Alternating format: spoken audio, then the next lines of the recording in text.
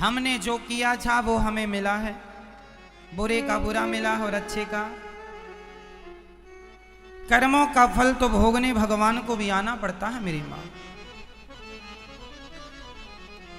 आपको पता है एक बार भगवान विष्णु जी को भी धरती पे आना पड़ा। भगवान नारायण आए राम बनकर, कृष्ण बनकर, नरसिंह बनकर। एक बार भगवान को इस कलयुग में आना पड़ा। भगवान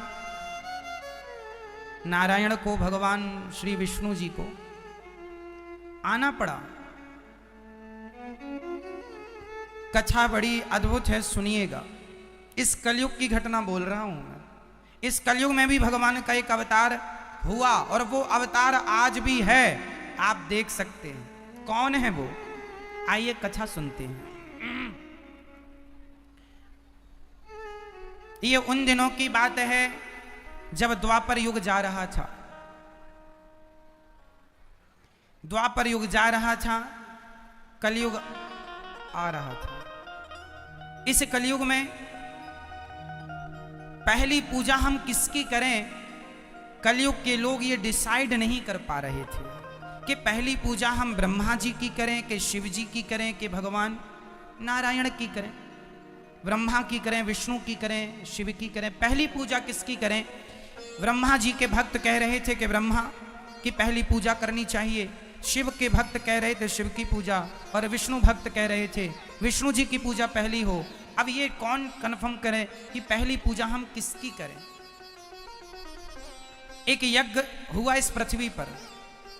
उस यज्ञ में ये निर्णय नहीं हो पा रहा था कि इस यज्ञ में किसकी पूजा पहले की जाए। तब स्वयं भृगु जी चले कि मैं पता लगा के आता हूं। तो ब्रह्मा जी के पास गए भृगु जी, और ब्रह्मा जी को प्रणाम नहीं किया तो गुस्सा आ गया ब्रह्मा जी को। भृगु जी बोले ये ठीक नहीं है, ये पहले पूजा के लायक नहीं। गुस्सा आता है बूढ़े आदमी को। ब्रह्मा जी को खारिज कर दिया। शिव जी के पास गए, शिव जी गले लगाने दौड़े तो भृगु जी ने शिव जी को गले नहीं लगाया। शिव जी को भी क्रोध आ गया। भृगु जी ने कहा आपकी भी पहली पूजा नहीं होगी।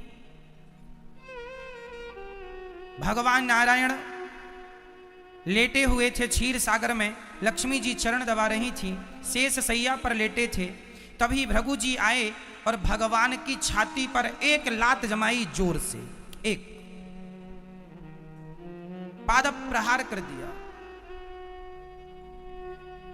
जब छाती पर लात पड़ी तो भगवान खड़े हो गए और हाथ जोड़ करके कहा महाराज आप ब्राह्मण हैं, आपके चरण बड़े कोमल हैं, हमारी छाती बड़ी कठोर है, कहीं आपके चरणों में चोट तो नहीं आ गई।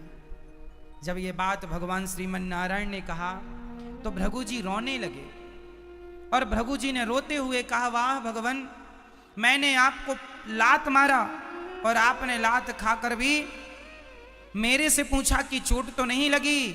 आप ही इस धरती में पहले पूजा के योग्य हैं, इसलिए आपकी प्रथम पूजा अब होगी। भृगु जी तो चले गए, लेकिन भृगु जी के इस व्यवहार से लक्ष्मी जी नाराज हो गए, क्योंकि भगवान की छाती पर, भगवान के हृदय पर सदा श्री देवी का निवास होता है। इसलिए भगवान का एक नाम है श्रीनिवास। भगवान का एक नाम है श्रीनिवास, क्योंकि भगवान के वक्षस्थल पर, हृदय पर लक्ष्मी जी विराजती हैं। और आज लात मारी छाती पर तो वो लात नारायण को नहीं, वो लात लक्ष्मी को लगी, क्योंकि छाती पर तो वो बैठती हैं। तो लक्ष्मी जी गुस्सा हो गई, जाओ, उसने आपको लात मारा और आप हाथ विनती जोड़ते रहे। अरे हम नारियों का कोई सम्मान नहीं होता क्या? कोई भी लात मार के चला जाए, आप बने रहो भगवान। लेकिन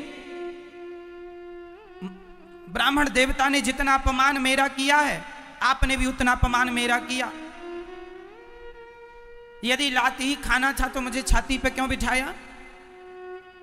लक्ष्मी जी बहुत नाराज हुई भगवान नारायण से, और लक्ष्मी जी रूठ करके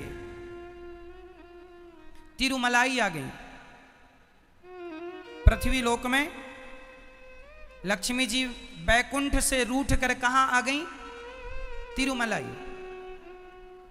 अभी हम बताएंगे कि तिरुमलाई क्या है। तिरुमलाई में आ गई माता भगवती रूठ के।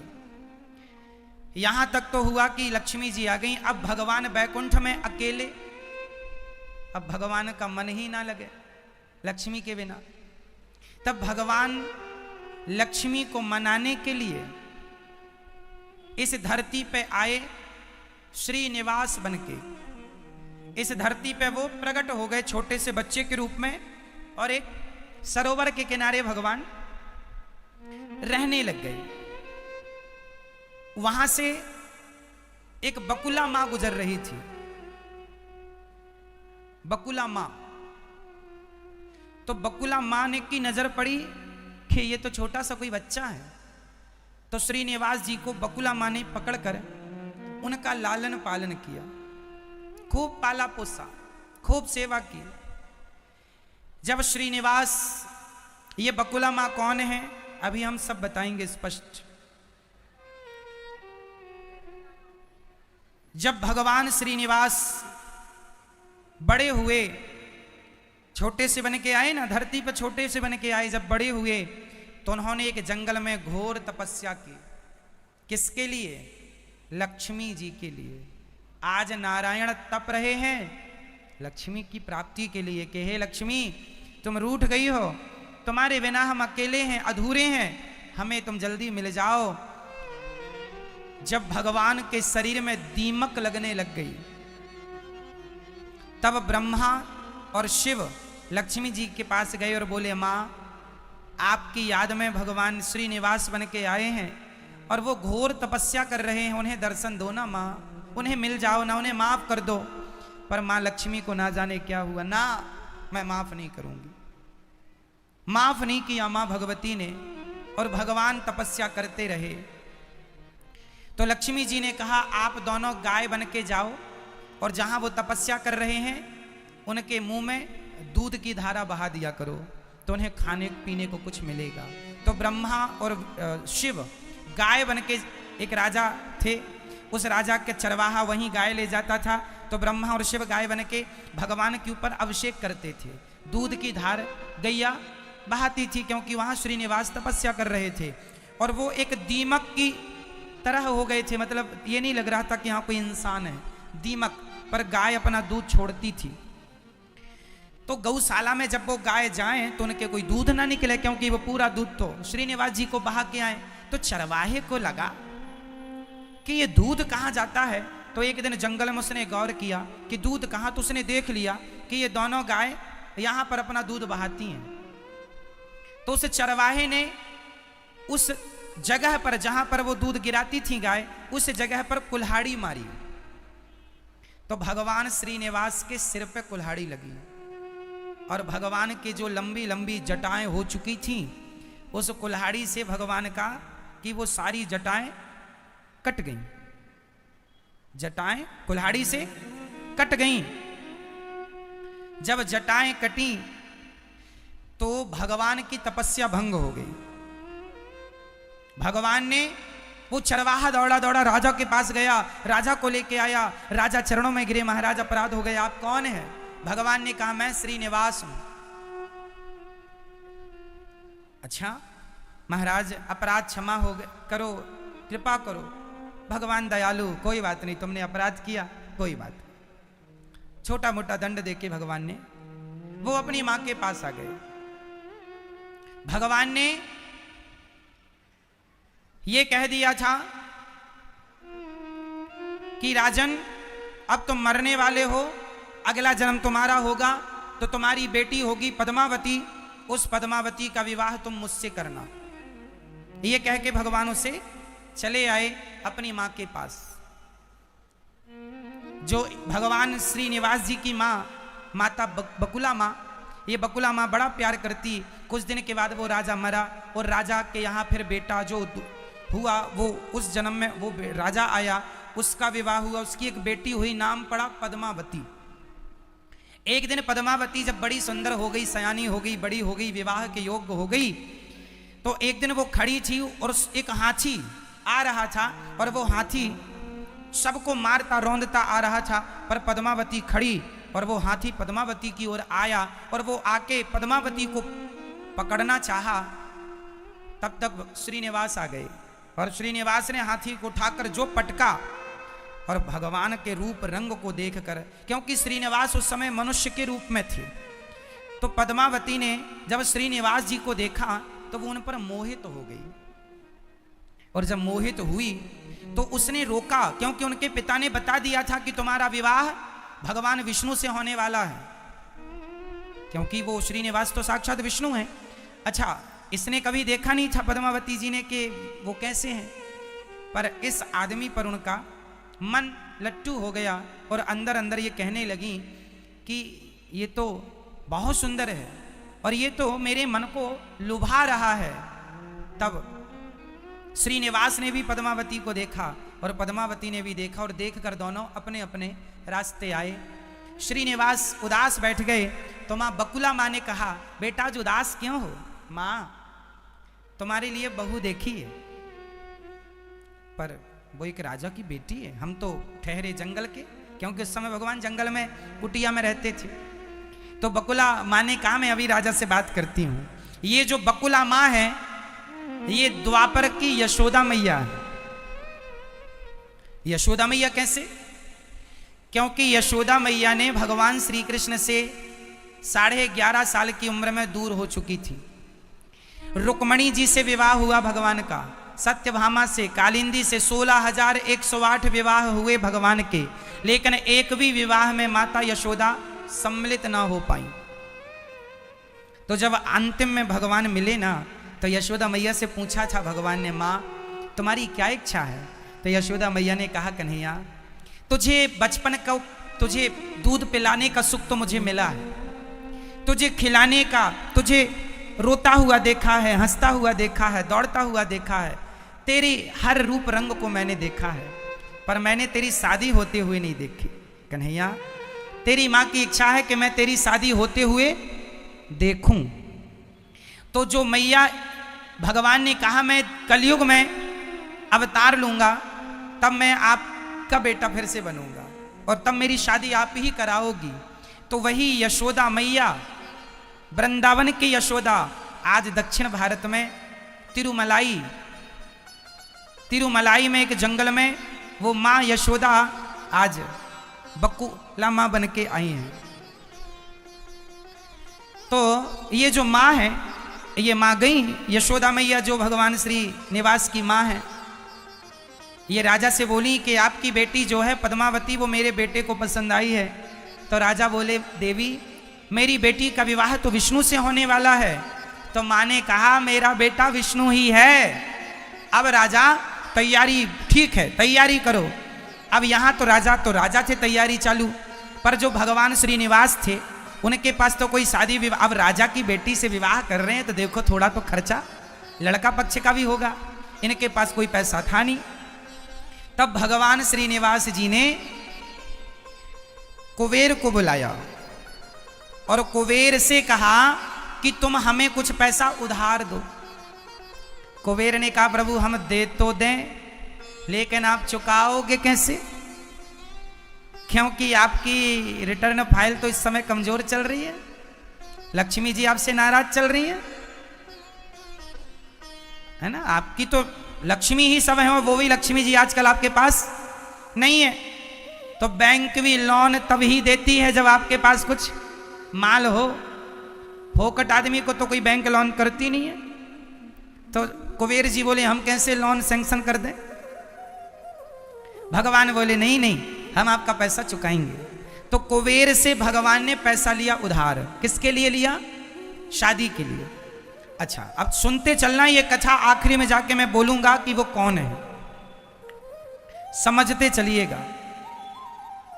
जो श्रीनिवास, अब कुबेर ने धन दिया तो इन्होंने खूब धन से खूब शादी विवाह की तैयारी की और इनका विवाह हो गया पद्मावती से। अब श्रीनिवास और पद्मावती दोनों एक साथ रहने लगे महलों में। भगवान ने भी कुबेर से पैसे लिए, महल वहल बनवाए और खूब आनंद से रहने लगे अपनी गृहस्थी में। कुछ दिनों के बाद जब इनकी गृहस्थी को काफी साल हो गए, भगवान श्रीनिवास पद्मावती के संग खुशी से हैं, तभी भगवान के कानों में दरवाजे की खटखटाहट आई। कोई दरवाजे पर खड़ा है। भगवान गए और भगवान ने जब देखा तो वो माता लक्ष्मी थी। माता लक्ष्मी रो रही थी। भगवान श्रीनिवास से कह रही थी, ये क्या, आप तो मुझे मनाने आए थे, मेरे लिए श्रीनिवास का अवतार लिया था, मेरे लिए तपस्या की, और आपने तो दूसरा ही विवाह रचा लिया। मैं आपकी पत्नी हूं, मैं आपकी अर्धांगिनी हूं, आपने मेरे लिए तपस्या की थी और आपने तो यहां दूसरा ही विवाह कर लिया। लक्ष्मी जी नाराज हो रही थी। जल्दी से मेरे संग अब बैकुंठ चलिए, मैं आपको लेने आई हूं।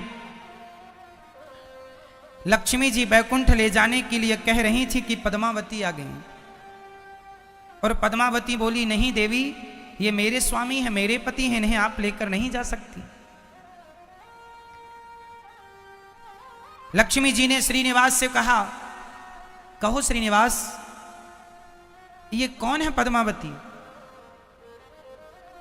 तब भगवान श्री विष्णु जी ने कहा, देवी, ये त्रेता युग की मेरी पत्नी है।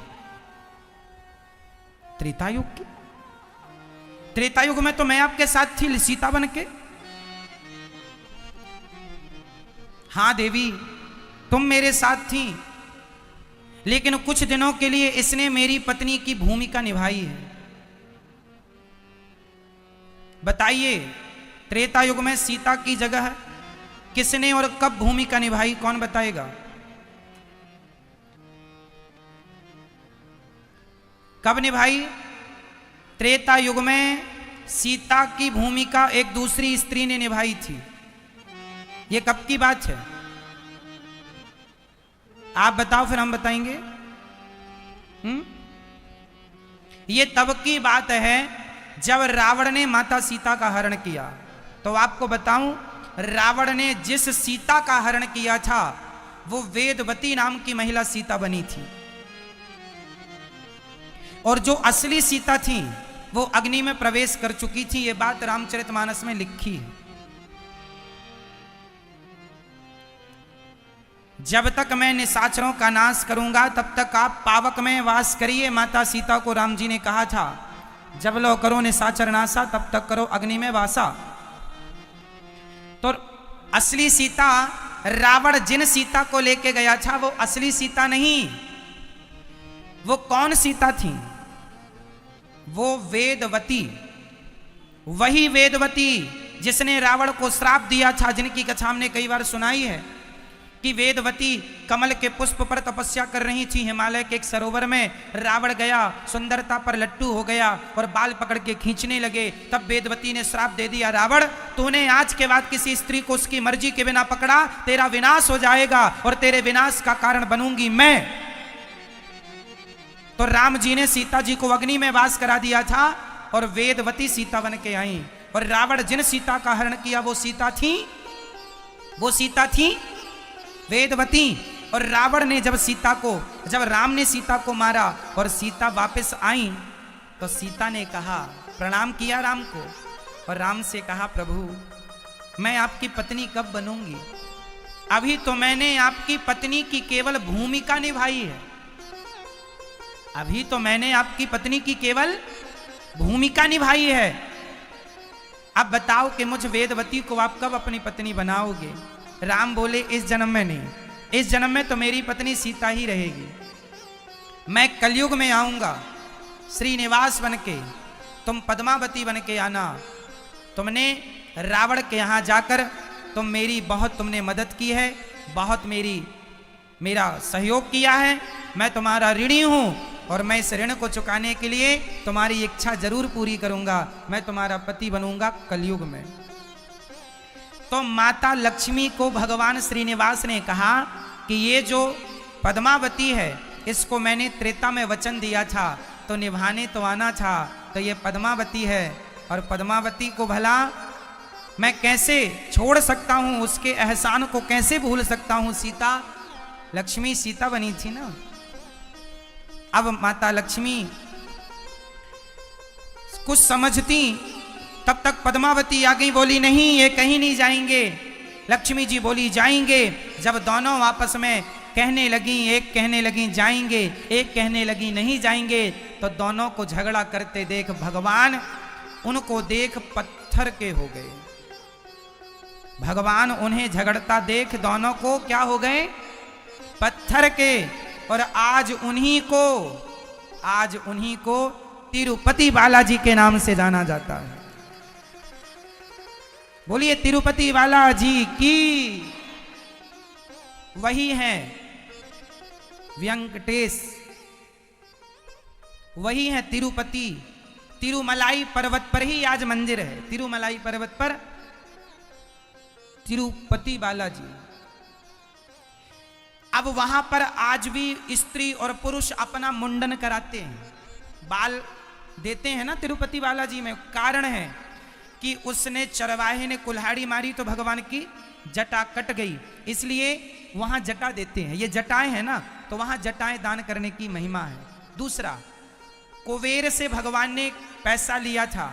आज भी कहते हैं तिरुपति बालाजी को जितना भी चढ़ावा चढ़ता है, उस चढ़ावे से तिरुपति बालाजी कुबेर को पैसा दे रहे हैं कि कलयुग में जो भक्त हमें चढ़ावा देंगे उससे हम कुबेर जी आपका पैसा चुकाएंगे। तो आज भी इस धरती के सबसे कर्जीले भगवान कोई हैं तो तिरुपति बालाजी। उनके सिर पे कर्जा है कुबेर का।